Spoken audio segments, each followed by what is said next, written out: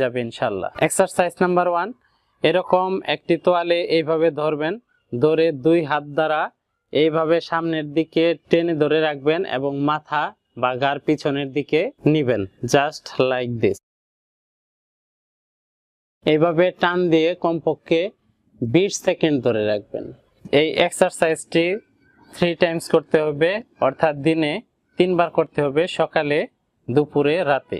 Exercise number 2, সোজা হয়ে বসবেন, বসে চিনটা স্টাক করবেন, অর্থাৎ থুতনিটা ভিতরের দিকে নেবেন, এরকম করবেন।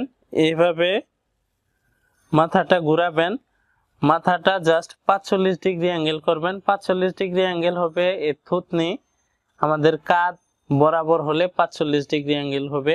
এরপর এই হাত দিয়ে এখানে ধরে এইভাবে প্রেস করবেন। যখন প্রেস করবেন তখন এই পাশের কাঁধটা নিচের দিকে নামিয়ে